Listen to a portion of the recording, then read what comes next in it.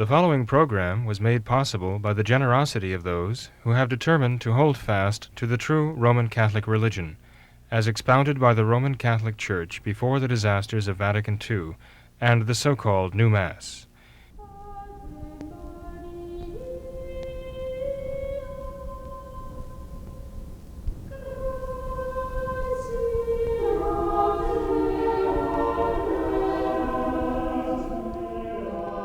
In the name of the Father, and of the Son, and of the Holy Ghost. Amen.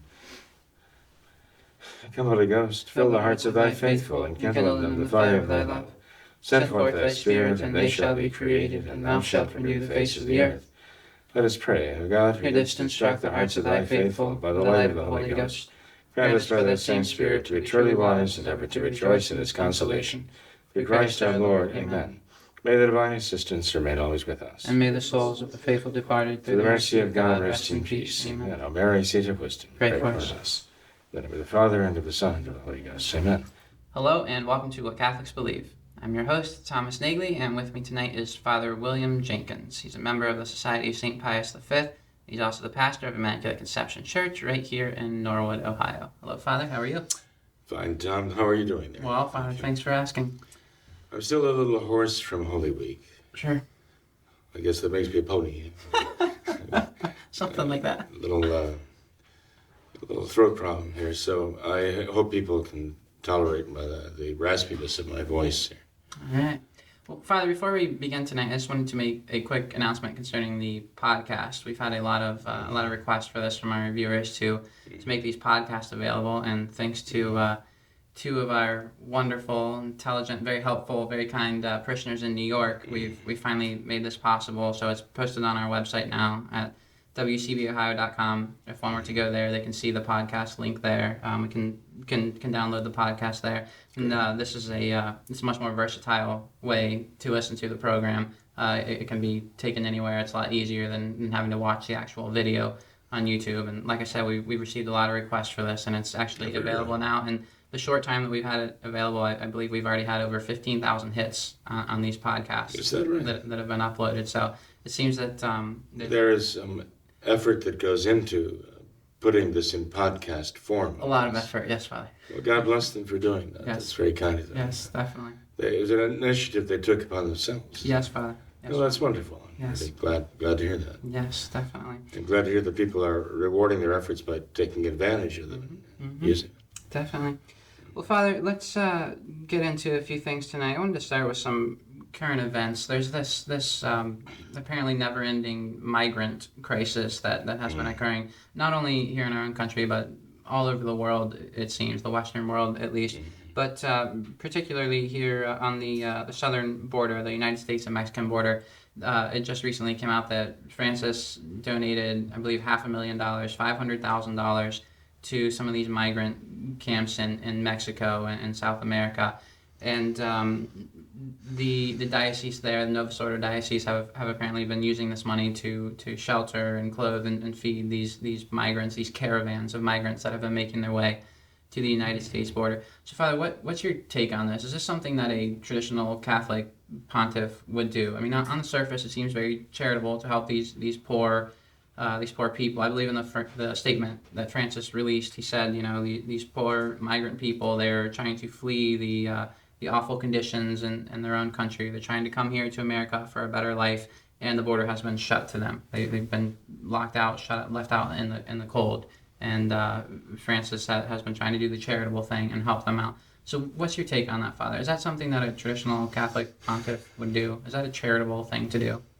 Well, we do know there are the 7 corporal works of mercy. Feed the hungry, right? Give drink to the thirsty, and so on. So these good works are certainly part of the Church's focus. Of course, her primary concern would be with the 7 spiritual works of mercy, because the salvation of the soul is the most important thing. Salus animarum suprema lex is the ultimate law. The supreme law of the Church is the salvation of souls, okay? Insofar as these 7 corporal works of mercy are connected with that mission, Yes, definitely. A true Catholic would see to the works of charity. We think of St. Matthew chapter 25, when our Lord tells us about the judgment and the separation of the sheep and the goats. And he says, because I was hungry and you fed me, I was thirsty and you gave me to drink, and so on. So our Lord does put a premium on these good works, and he says, if you did it for the least of my brethren, you did this for me. Okay, so as long as these acts of charity are truly charity, motivated by a love for God, they have a supernatural value. Okay. Now, with regard to this particular situation we're dealing with now, and the migrants flooding the borders, we do see actually something that is more than mere coincidence. That it is the nations of Western Europe that are being flooded by Islamic migrants, right, so-called, and they are coming in droves. And we know that George Soros, who is a one-worlder, very anti-Christian and especially anti-Christian morality person, is behind it with billions of dollars pushing this enterprise. And we know that the purpose is basically to simply drown what is left of Christendom. Now, on the southern border of the United States of America, we find these migrant caravans, as they're called, coming up through Mexico and wanting to storm the border into the United States of America. And, there are lots of people who are explaining why the Democrats are basically in favor of open borders. They say this in different ways, even denying it. They say it. they actually affirm it. The thought is that they want to bring people in who will vote for Democrats. They're trying to get ready for the election for the year 2020, the presidential election, and they want to bring in as many votes as they can.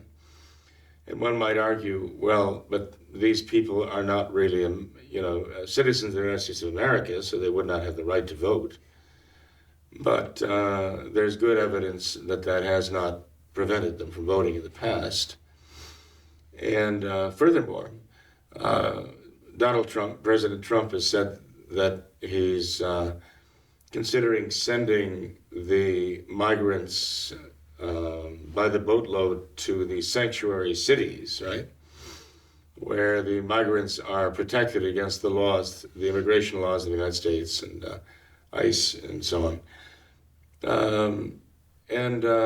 Most of the mayors of these sanctuary cities have protested loudly against this because they realize that their crime rates will go sky high.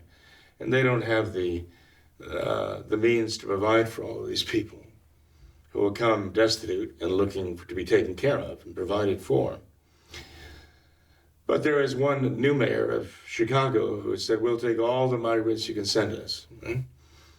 And I expect that they're beginning to figure out that if they do have tens of thousands of these migrants come in from Honduras and other areas, and be located in their cities, they're going to find a way to enable them to vote, to cast votes for the presidential candidates in the year 2020. And, it wouldn't take too many hundreds of thousands or millions to sway the election. Yeah. So we have to be very careful. We know the Democrats now are doing everything they can to change the election rules in the United States, especially doing away with the Electoral College. And we have to be wary of how they will use this to their advantage. And to just assume that they won't is a big mistake. Because remember, they are in favor of murdering babies by the millions. They're in favor of murdering babies in the womb, right up till birth, in many states that are controlled by democratic legislatures.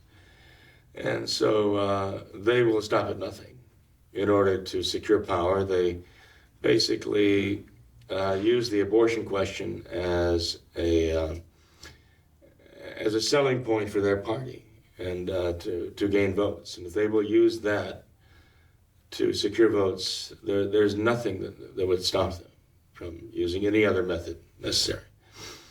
Am I putting the best possible interpretation on things? No, but I think this is being realistic. I think it's just a matter of reality. Now, looking at this matter of Francis sending $500,000 to Mexico for the sake of supporting these migrant caravans who arrived at the borders of the United States of America with the intention of crossing those borders and getting into America any way they can. What comes to mind, first of all, of course, is that this money is money that is from the Catholic people, the Nova Sordo people, who, with whatever intentions they donated. And now, you might find that many of the New Order Catholics here, modernists as they've become, and supporting so many modernist causes, many of them probably would be in favor of that money being spent. When Obama was running for president, the majority of the Catholic population in the United States of America voted for him. Not only despite his pro-abortion stance, but possibly even because of it, in favor of it. So to say that it's not right to use the donation of Catholics to support this, which, as Americans, we would consider to be an attack on the laws of our own nation and the sovereignty of our own nation, right? But to claim that the use of those monies would be against the wills of the donors, the Nova Sordo Catholics who gave the money, I'm not so sure that most of the Nova Sordo Catholics would think that it was just wonderful that Obama sent that Francis sent the $500,000 to the migrants to support them in their efforts, right, to invade the United States of America. But the thing that concerns me, though, Tom, as soon as I read about that, $500,000, $500,000 being sent from the Vatican under Francis. Here is Francis sending the $500,000. He's also donating monies to other causes that are very, very, well, I would say that's downright immoral, right? There's even legal action, and questions about donations, monies that have been siphoned off in different directions, under his control, and at his direct request.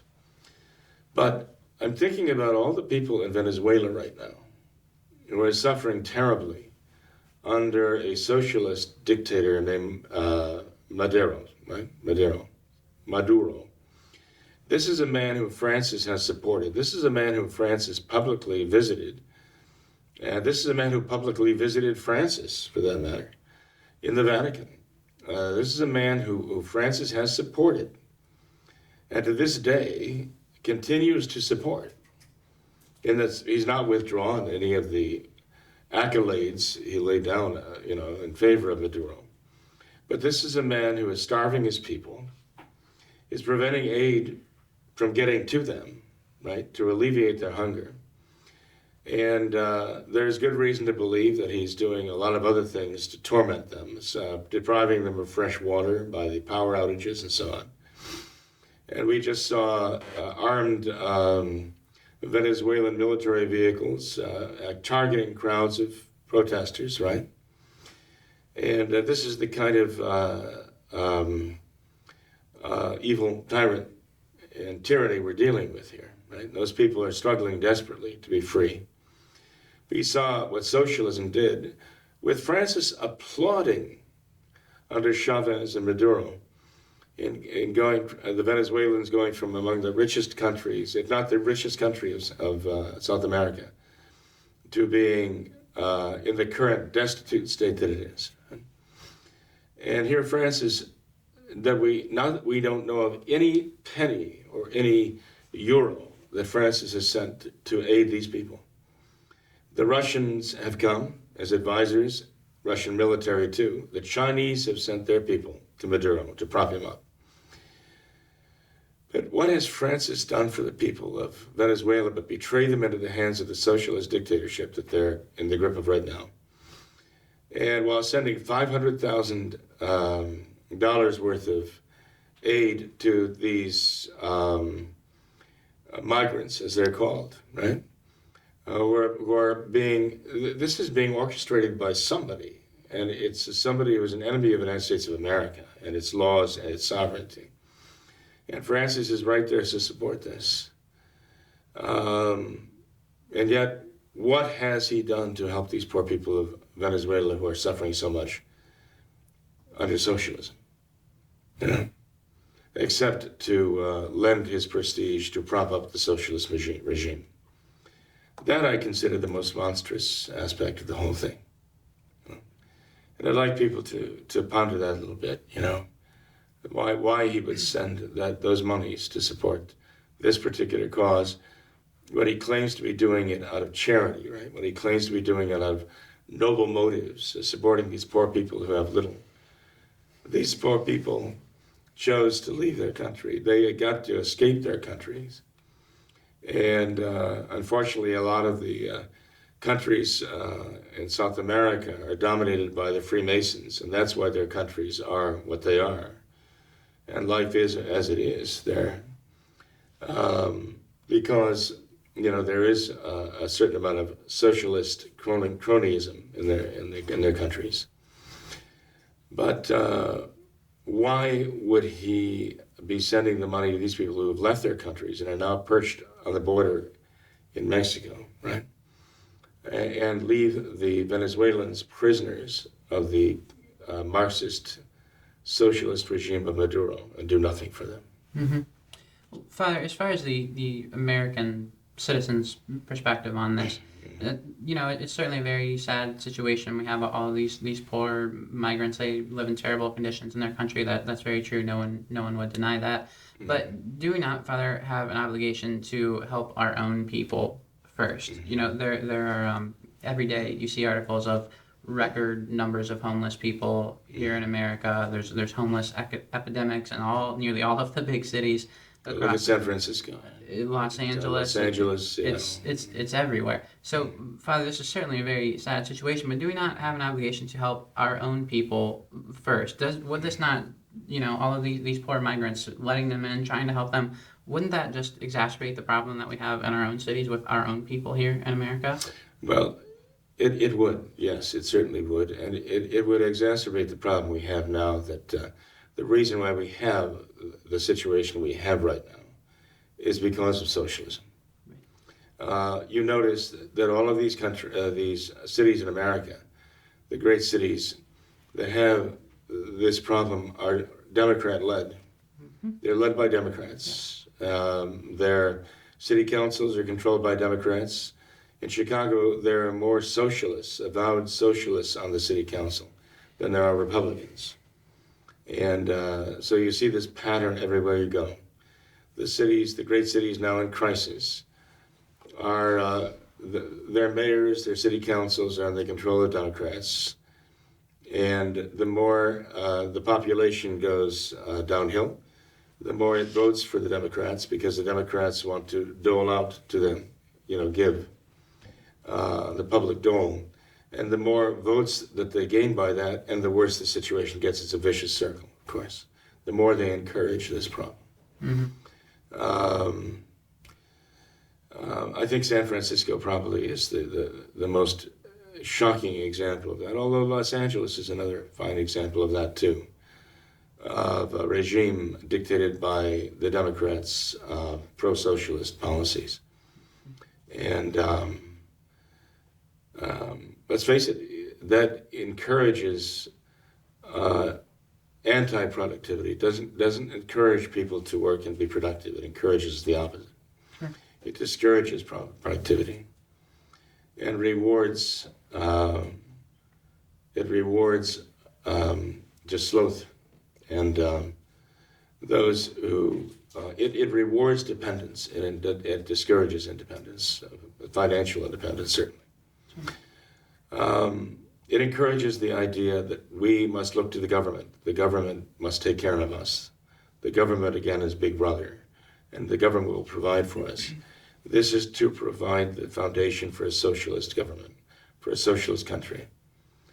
And now we all know that the ideal government would have Nancy Pelosi and Chuck Schumer, Ocasio-Cortez, and Tlaib and so on, that they would be in charge of the health care in the nation, that they would determine what health care would be available to what people. We would want Ocasio-Cortez and Nancy Pelosi and Chuck Schumer to be in charge of the food supply in the nation, to determine what food can be grown by whom, and who would be having the opportunity to obtain it and eat it and feed it to their children. We want them to have that control. That's what socialism is, right? And we say, well, why would they be in favor of it? And the answer is very obvious. Because they love power. They want to have that power. But why would anybody want to give them that power?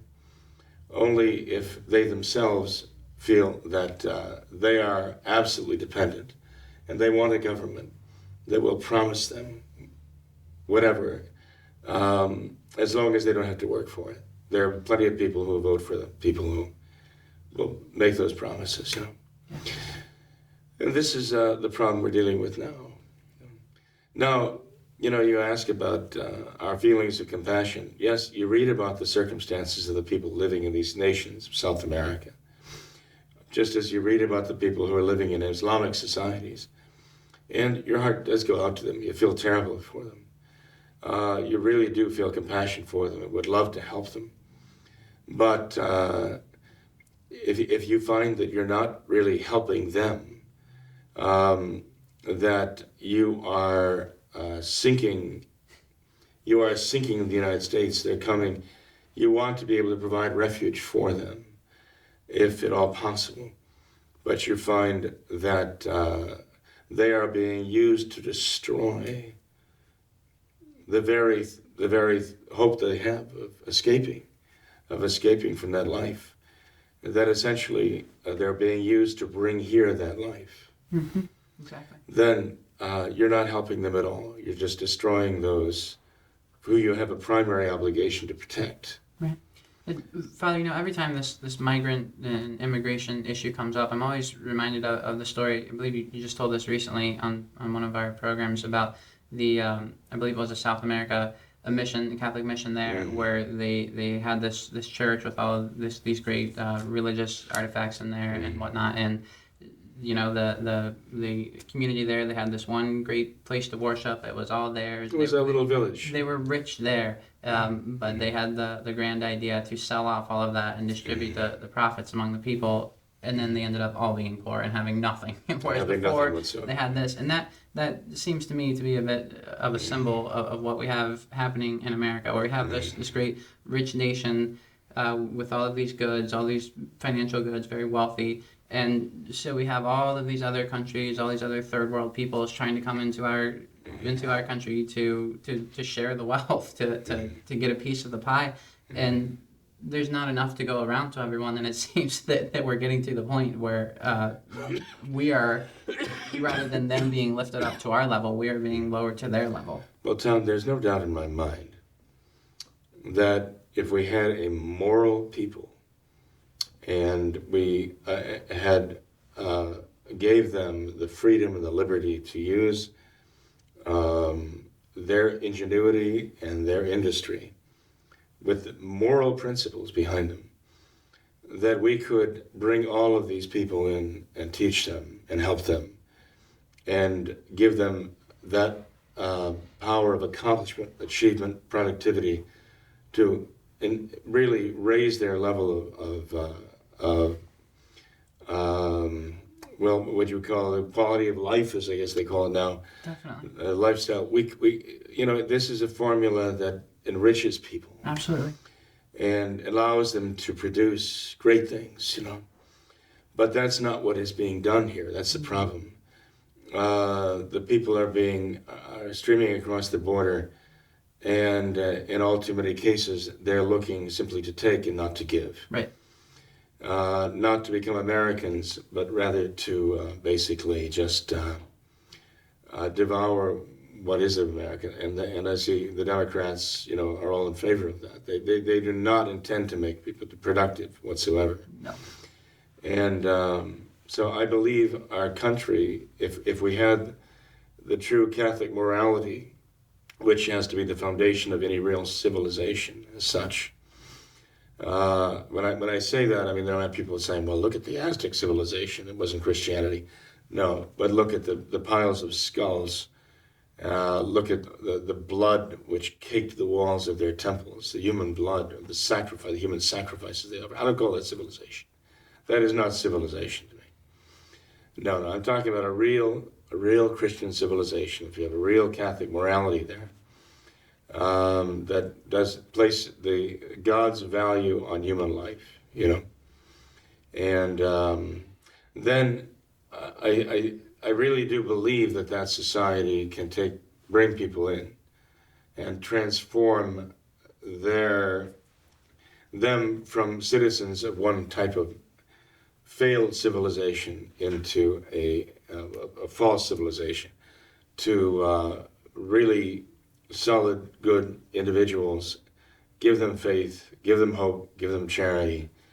If they come with that intention and to work and produce and make things better and lend their skills and their energies to doing so and build things up, I don't think there's a limit to everything. It's not infinite, but I believe we haven't seen the limit of what this country could do if it would be allowed to do it.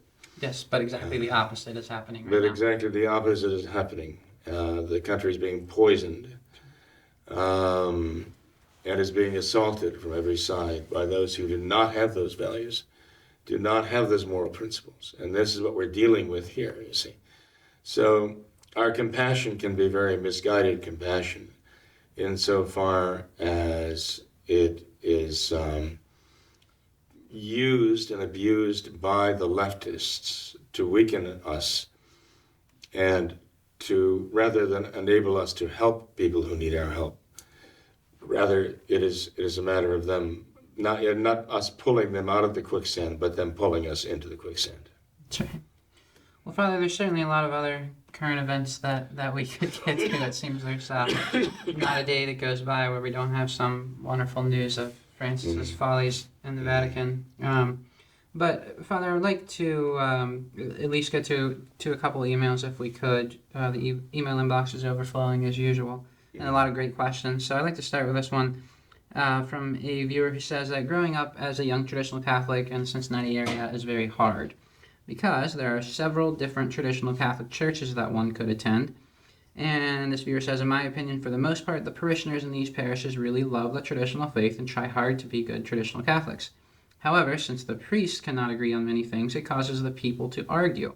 I've witnessed several good traditional Catholics break up over differences, even though they have the same faith.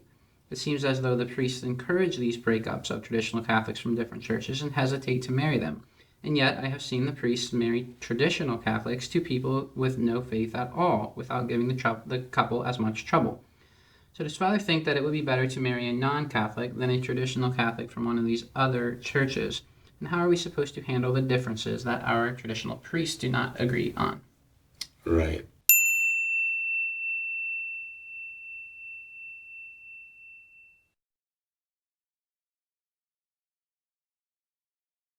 Well, I don't know who the writer is here. I don't know if you know who the writer is here. But, it is a fact that we do have different groups of traditional Catholics in the area here. No doubt about it. And the reason why they're different groups is because they do not see eye to eye on some very significant issues, right? We have Took clergy, right? Archbishop Took ordained and consecrated clergy in the area here. And there are those of us who see that as not really being traditional Catholic. It simply is not. We have reasons for saying that. It is not really traditional Catholicism, and we cannot in any way encourage people to go that way. There are other issues too with other traditional Catholic groups. Some want to find a way to straddle a fence between modernism and traditionalism, traditional Catholicism, and find a marriage between the two of them. And we know that that is impossible too. You can't do that. There are all kinds of different positions here, and as I've mentioned before, we may all point at the Catechism of the Council of Trent and say, yes, we all have that same faith, right? Except the Finneites reject part of it. But anyway, that is leaving that aside for the moment. But the fact is, in implementing and practicing the faith, right, there are those who are not really following Catholic tradition. And this is why there is a division. We all want the traditional Catholic liturgy, the true Catholic worship. We all want that.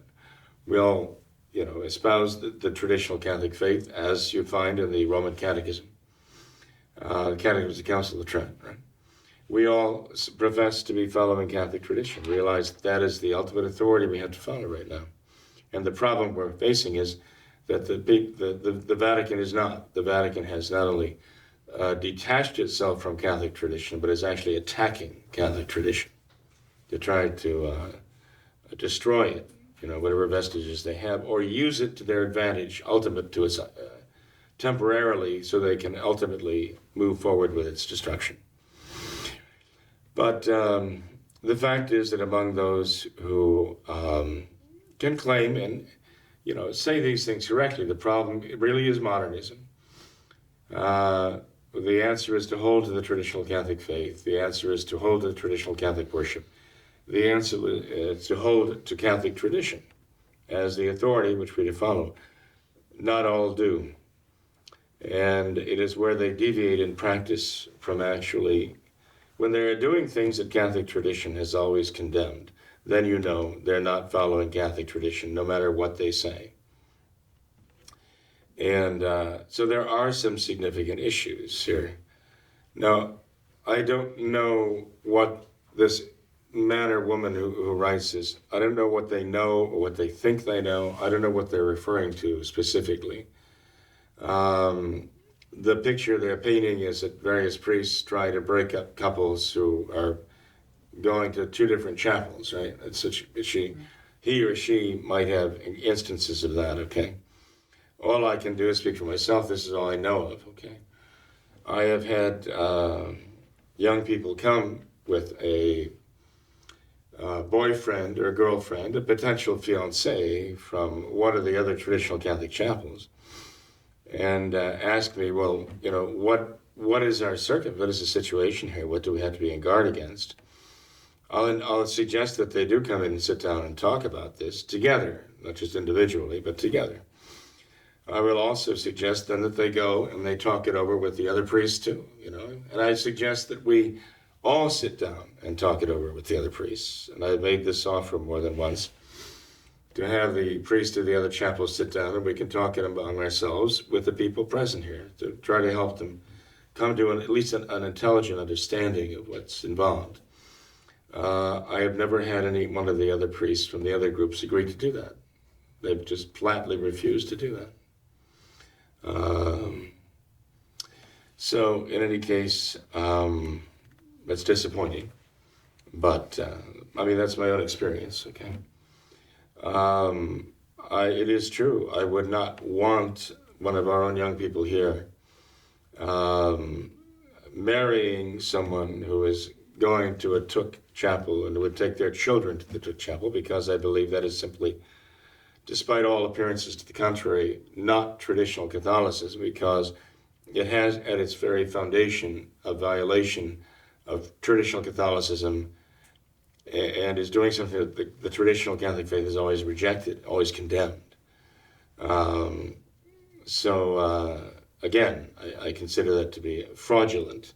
Now, there are many people involved in it who think it's the right thing to do.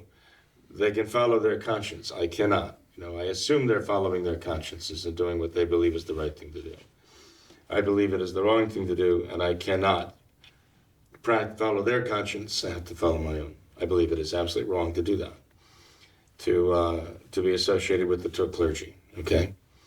And I would tell someone who came to me, a young person who came to me, and said, well, I want to, go with somebody and eventually perhaps marry somebody from one of those other chapels. And I would say, well, I cannot be a part of that. I cannot support that. And I would say at least this, you owe it to, your future, your children, to have them come sit down and talk about it. And I would not object to you going and talking it over with that clergy over there either. If they insist that it has to be both ways, I would say, okay, I can understand from their point of view. It would sound like the fair thing to do. And I would even suggest, as I said, that we all sit down together and talk it over. But bottom line, I would say, well, if this is your decision to go ahead with this, you've got to realize it really is a mixed marriage in the sense that I do not consider that, the Society of St. Pius V does not consider that to be really the practice of traditional Catholicism. And they might say, but they have the traditional Mass. You might say, well, yeah, but you have the Diocese of Covington has the Latin Mass from 1962. That doesn't make them traditional Catholics, They're still modernists, right? And say, but they follow the Catechism of the Council of Trent. You'd say, well, yeah, but there are others who, will insist that that's what they believe, but what they're actually doing does not conform to traditional Catholic practice at its root, at its heart. Maybe they have all the bells ringing at all the right times, but when you're basing this on the fact that somebody consecrated non-Catholics as bishops and the church condemns that, then you're going to the very heart of the matter of what it is to commit a crime against the integrity of the faith and the unity of the church. If they do what Archbishop Took did, and you just kind of wave that off as saying, oh, that's unfortunate, but it has no practical consequence for us. Well, how could you say something as grave as that has no practical consequence? You simply have to turn a blind eye to it and say, well, it doesn't count. Mm-hmm. And this is what the modernists do. That doesn't count. So it does count, and we can't just turn a blind eye to it. If that's what this person is writing about, I don't know. As it happened, I've had people, for example, from other traditional chapels come and sit down and talk about things, and often, sometimes they'll come in, let's say a boyfriend or a girlfriend, a potential fiancé for one of our own young people here, and say, well, I have this issue with your position on the Pope, and he's asking, well, what is our position on the Pope? And they don't know. Right. They've just been told whatever by the clergy on the other side of the river, on the other side of the state, on the other side of the country, on the side of the world, whatever it is. They've just been told, and they accepted it as though it were divine revelation that must be our position. And it's not. It's not our position. And I try to explain it to them. And so they understand that, because I don't want that to be an issue down the road. If they do get married, and it's a valid marriage, I don't want that to be an issue between the husband and the wife, and certainly not when it comes to the raising of the children. I do notice one thing, though, that once they get this in their mind, what they're told our position is, I can explain it to them any number of times, and they always seem to default back to what they were originally told, not to what the facts are for some reason. So, if I foresee that it's going to be a problem in the marriage, I will tell them. Mm-hmm. That I can see that you're trying to find some common ground on a very important issue, and not only is one of you, maybe you're both compromising to find some little, narrow area where you can pretend to agree. But in the long run, for a marriage, this is not a healthy situation. That's right. Yeah. So, this person who's writing may see it merely as a matter of, well, this is romance, and they really have the same faith, so why is this the issue? They don't consider that to be a very big issue. But generally, when the people come and sit down with me at the table, You're sitting down there because it is important to them. The issue is important to at least one of them, Sure. usually to both of them. Definitely. Just speaking from the perspective of a married person, I can say, any Catholic couple, that the Catholic religion is going to be the very center of their married life, their family life. Everything else they do revolves around, should at least revolve around that. And if they cannot agree on this most basic tenet, the thing that influences everything else they do in life, if they're not in complete agreement on this, there'll be nothing but fighting and discord. It's not going. Well, imagine a girl, a woman. You don't want a girl getting married. Imagine a young woman marrying a young man, and they have not agreed, but they've tried to kind of cover over the disagreement at the time as to whether it's okay to go to an indult mass or a diocesan 1962 liturgy, whether it's okay to do that or not. And they haven't resolved that. They've just decided to ignore it. But then the issue comes up after 6 months or a year of marriage that one wants to go there, and 3 years later take the children to the local diocesan Latin mass, and the other party says, well, I didn't agree with that when we got married, but that doesn't count now. But I thought it was okay when we got married. And now they have a disagreement about that. Or one of them says, okay, we agreed that we wouldn't go to one of the Took chapels back when we got married, but now we're traveling on vacation and we don't have access to anything else. So I'm taking the children, I'm going to go off to the local Took chapel there. And you say, but I was against that. Well, that was then, this is now. Or, even for the first child, okay, they get married and 10 months later they're having a baptism for a baby. And they want to have a Novus Ordo Uncle Remus come in and be the godfather for the baby, right? The godparent for the baby. And he's going to the Novus Ordo. Maybe he's not going anywhere. Maybe he's just not practicing anything at all. But one of them thinks it's perfectly okay. And maybe if they're, for example, going to an SSPX chapel, it might be okay to have a Novus Ordo godparent. But, a traditional Catholic would say, no, that's not the mind of the church to have a modernist as godparent of our child. Our child's going to be raised, we said, as a traditional Catholic, and that means that, according to the mind of the church, they should have traditional Catholic godparents. And no, we do not want, the mother or the father do not want the Novus Ordo, your uncle, Theodore, being the Novus Ordo godparent of my son or my daughter here. And then they find out that this is they've been trying to gloss over the issue, and now it's an issue. Now it is becoming an issue and a source of division. And if it is a source of division, it's certainly not the source. There are going to be multiple sources of division. And so I would actually say that even the priests whom I don't see eye to eye with and the things that they're doing, that I think they're doing things that are contrary to Catholic tradition. I would hope that each one of us would all agree on this, that it's a bad idea to rush it all under the carpet for the sake of the wedding day and then deal with the consequences afterwards. I think we'd all agree prudently that that is not a good idea. Okay. All right, well, Father, let's move on to another email. In our last program, we talked about this idea of, in the introduction to the program, you say the disasters of Vatican II and the so-called New Mass and how that can possibly turn off some would-be traditional Catholics, perhaps some conservative Novus Ordo Catholics. And just to kind of paraphrase, we received several emails from people replying with their experiences around this.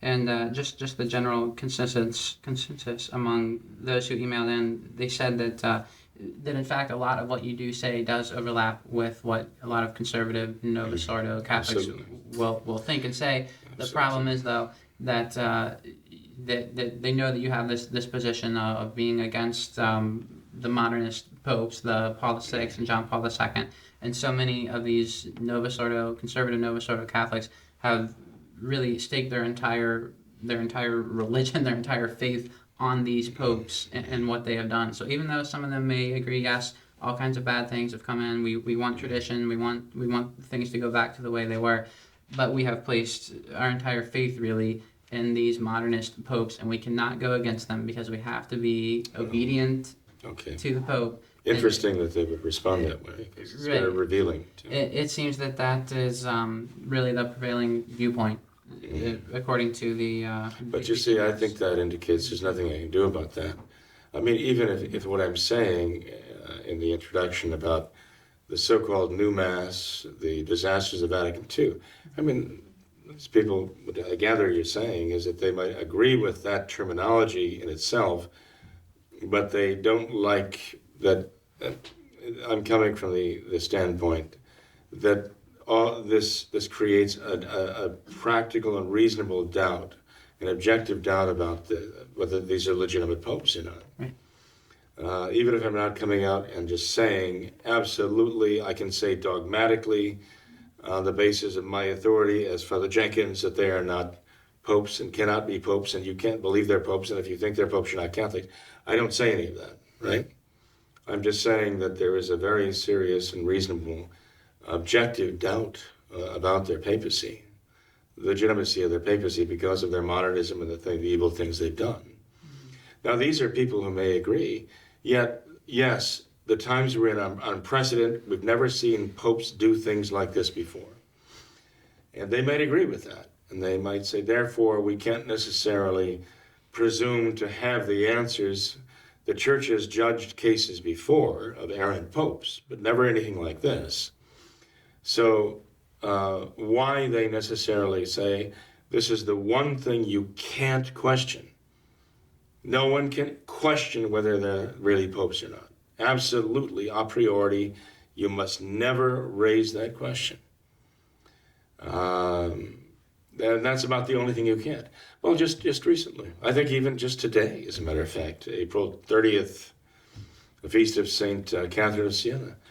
4 conservative New Order priests, at least 4, maybe more, and 16 or so what are called scholars, modern Catholic scholars, all of them involved in the Novus Ordo, all of them fully invested in the Novus Ordo. They're conservative. They love the traditional Mass, the traditional faith, but nonetheless, they will not condemn modernism as we see it, and they will not condemn Vatican II as the modernist council. They distinguish between the spirit of the council and the letter of the council, and they uphold the council, and they uphold all of the post-conciliar popes as popes, true Catholic popes and vicars of Christ. Okay, they are now saying, they've actually written a letter to the bishops of the world, the Novus Ordo bishops, saying that Francis is a heretic. Right. He is an actual avowed heretic. His heresy has been denounced. He persists in his heresy, right?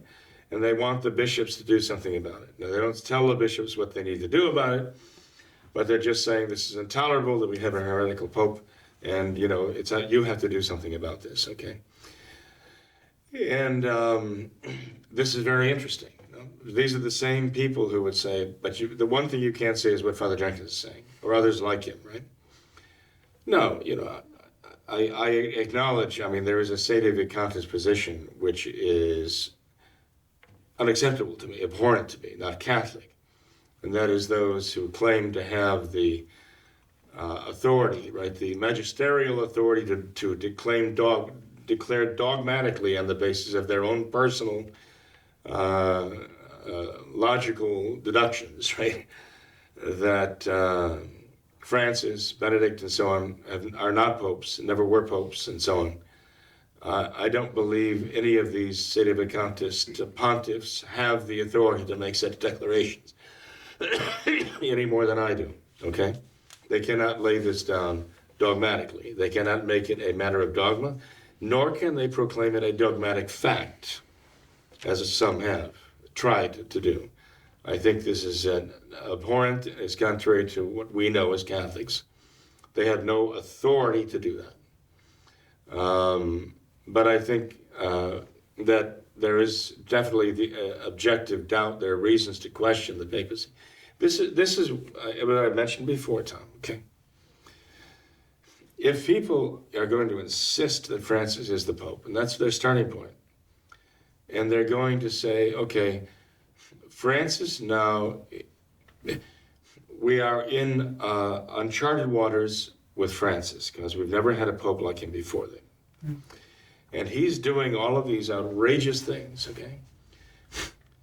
And the point that they're getting from, what they're actually making the point, that what Francis does is what a man does who is a true Pope.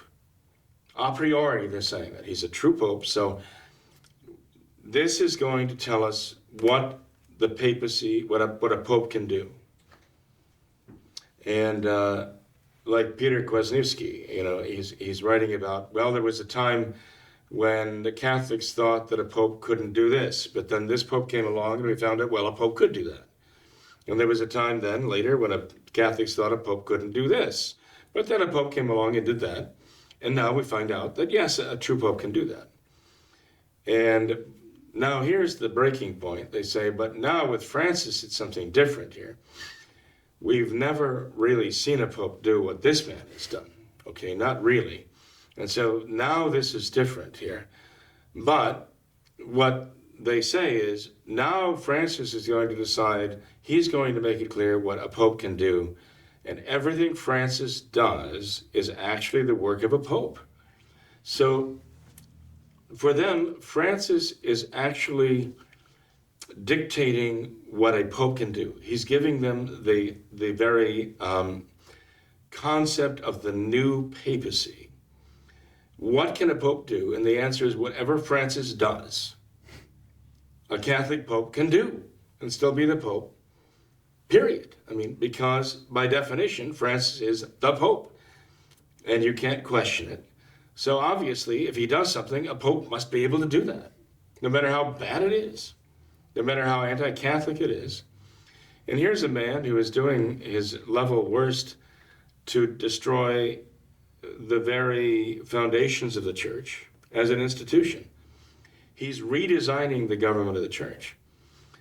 In June, we're supposed to have some new apostolic constitution of his worked out by what's left of his gang of 9 cardinals, many of whom, at least half of whom, were charged with covering up the abuse scandal. Now it's down to 6, okay? And they've come out, I mean, these very, very notoriously anti-Catholic, like Maradiaga and the rest of them, okay, have come up with this new design for the government of the church. And they are making this dicastery for the evangelization of peoples to be like the super dicastery over all of the other departments, right? And that is going to devour what was left of the Holy Office, or what was the Congregation to the Doctrine of the Faith. Mm-hmm. Now this new dicastery for this evangelization of people is going to devour that. And it is going to become this gigantic juggernaut which will take precedence over everything else. So now you're going to find that this is global warming, climate change is going to be the new doctrine of the church, right? The immigration issue, all of these things, right? Adultery in the church, right? And this whole new concept of morality that Francis brought in, which is the old concept of immorality or amorality, which he now is introducing as the new Catholic morality. That is now going to be the ultimate message of the church. And this is what this man is doing. And they're saying, well, whatever he does, I mean, this Pope must be able to do it because he's the Pope, right? You can't question that. So ultimately what these men are doing, I mean, all of the most conservative of the Novus Ordos who are just harping on this line that Francis is the Pope. He's the Pope. What can you do? He's the Pope. All of these men are actually empowering Francis to destroy the church. They are empowering him to do that. They're not just what we call being in denial. They're not just in what else, other psychological terms they use these days, right? They are actually empowering him by saying, well, whatever he does, I mean, it's got to be the work of a Pope. And that's what we have to see the papacy is. What Francis is, that is the papacy. They are his primary allies in the destruction that he's causing right now. And really his primary target, what he's really destroying, is the very Catholic concept of the papacy. Because by the time he's done, as long as these people let him be on this rampage and say, well, whatever he does is the work of a pope, and it in no ways takes away the papacy from him. And popes must be capable of doing this. He is going to leave not one shred of the very concept of the Catholic papacy left. He's going to completely obliterate everything. And these people, these men, will have no one to blame but themselves for enabling him, empowering him to do this, because they will not acknowledge the fact that, there's a point now where we arrive where we really have to begin to question whether or not he really can be the vicar of Christ on earth and the Roman pontiff. Anyway, this is where I see the grave damage that they're doing to the people who still have the faith but are holding on for dear life to this Mad Hatter's Tea Party riot of the Mad Hatter, Francis. And these are the people who are keeping them securely seatbelted in this kamikaze ride Francis is taking people on right now. So you see, even when they write this letter to the bishops of the Novus Ordo and they say, look, he's a heretic, okay? They don't even name the worst things that he's done and said, okay? But they single out a certain number of things that he's said and done, okay? But they're completely missing the big picture, and that is the big picture, that he is actually taking practical steps to dismantle the church, to dismantle the Catholic Church, every vestige of and replace it with something that is created in the image and likeness of Francis. That is Francis's own creation. And that's exactly what a modernist does. So, in any case, interesting you bring that up. Well, Father, certainly dark times we're living in, but just to end on a positive note, you mentioned today is St. Catherine of Siena's feast days, and if there's anyone who knows about dark times in the church, I'd say it would be St. Catherine of Siena. So perhaps she'd be a great patron for us to pray to today. Perhaps that could be a source of hope for us today. So. Well, she certainly saw great evils afflict the church, right? Mm-hmm. And she did not only speak, but she practiced the faith and offered the sacrifices personally, the penances to God, beseeching him for the graces necessary. We must be doing that now too. Yes, sir. For all concerned. People ask me sometimes, well, do you pray for Francis? And as a matter of fact, yes, of course I do. But I pray for his conversion. I see what so many others see, even in the Novus Ordo, that he does not have the Catholic faith. They seem to have a hard time drawing the consequences, or saying that has any consequences. But the fact is, they see it. They can't deny it now. I see it too. He doesn't have the faith. And so I do pray for him. I pray for the grace of conversion for him. Sure. Well, Father, thanks for being here tonight. Appreciate your time. Appreciate you coming in. I'll be under the weather, so thank you very much. Well, I apologize for my voice again, but I'm glad you mentioned St. Catherine of Siena. Yeah. Ask her to pray for us, pray for the church. Definitely. Thanks to all of our viewers for watching this episode of What Catholics Believe. Until next time, we ask that you all remember the words of Our Lady of Fatima, to consecrate yourselves and your families to the Immaculate Heart of Mary, to pray and do penance. Thank you, and God bless you. And pray for Father Collins. Father Joseph Collins passed away on Saturday, I think it was April 27th. Yes, sir. At 10:54 a.m. after a battle with pancreatic cancer. Okay. Longtime associate, fellow priest, and ordained by Monsignor Lefebvre. I ask you to please keep his dear soul in your prayers. Yes, definitely. We have a very nice memorial of him on our website as well, yes. Father. So, I understand that. Yeah. Well, again, thank you, and God bless you.